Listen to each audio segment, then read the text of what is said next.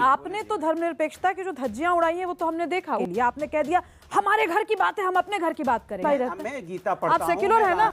आप सेक्युलर है ना? मतलब अरे तो धर्मनिरपेक्ष है ना? मैं तो मंदिर जाता हूं ना। अगर आप राजनीतिक जीवन में हैं, जो मैं नहीं हूं, और आप नेता हैं, जो आप हैं, जनता का प्रश्न आएगा और आपसे किसी धर्म के विषय में पूछा गया तो आपको जवाब देना पड़ेगा। आप ये नहीं कह सकते कि ये मेरे घर की बात नहीं है, फिर आप अपने घर में रहिए, फिर आप नेता मत बनिए।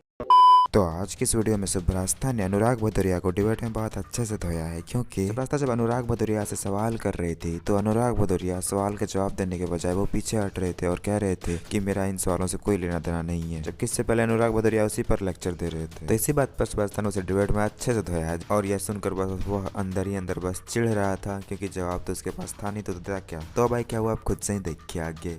सुब्रस्ता, there is a clear cut political agenda.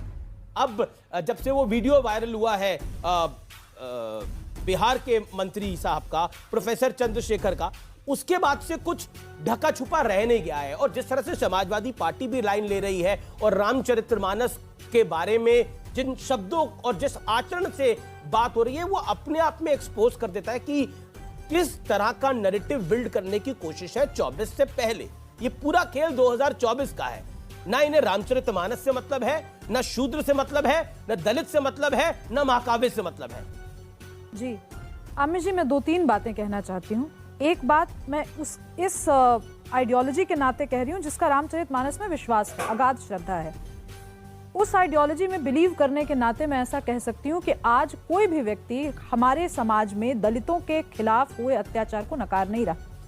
शायद यही वजह है कि संविधान में, बाबा साहेब के संविधान में जो भी प्रोटेक्शन दिए गए दलितों को, उसके बाद उत्तरोत्तर सरकारों ने प्रोटेक्शन दिया। इसका मतलब कि दलितों पे जो अत्याचार हो रहा है, जिसको लेके इतना इमोशनल ड्रामा क्रिएट किया जा रहा है यहाँ पर कि लोग नकार रहे हैं उसको, ये बहुत ही भ्रामक बात है। कोई इसको नहीं नकार रहा, नंबर 1। नंबर 2, बात यहाँ पर यह है कि रामचरितमानस की जनमानसीय अवधारणा को भता बताने का प्रयास है।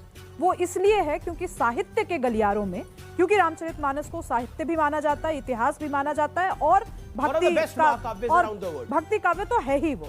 अगर मैं सिर्फ साहित्यिक विवेचना करूं तो साहित्य के गलियारों में बहुत लोगों ने आलोचना की इसकी समाजशास्त्रीय पर्सपेक्टिव से, लेकिन अगर आप उस समाजशास्त्रीय पहलू को राजनीतिक मंच का अखाड़ा बनाएंगे और चंद्रशेखर जैसे नेता जिन्होंने ऐसी हरकत की वो करेंगे, या स्वामी प्रसाद मौर्य करेंगे, तो फिर प्रतिप्रश्न होंगे, क्योंकि आपने राजनीतिक बनाया इस पूरे माहौल को। जब प्रतिप्रश्न होगा तो ये भी कहा जाएगा भाई साहित्य तो आईना होता है ना समाज का। तो अगर समाज में फांक थी तो इसका चित्रण किया बाबा तुलसीदास ने, इसमें क्या दिक्कत हो सकती है किसी को? एक सेकंड, अभी रुक जाइए अनुराग जी। आपने तो धर्मनिरपेक्षता बोले 2-3 बारी बोल ली। आपने तो धर्मनिरपेक्षता की जो धज्जियां उड़ाई हैं वो तो हमने देखा। उन्होंने आपको एक आयत दी पढ़ने के लिए, आपने कह दिया हमारे घर की बात है, हम अपने घर की बात करेंगे।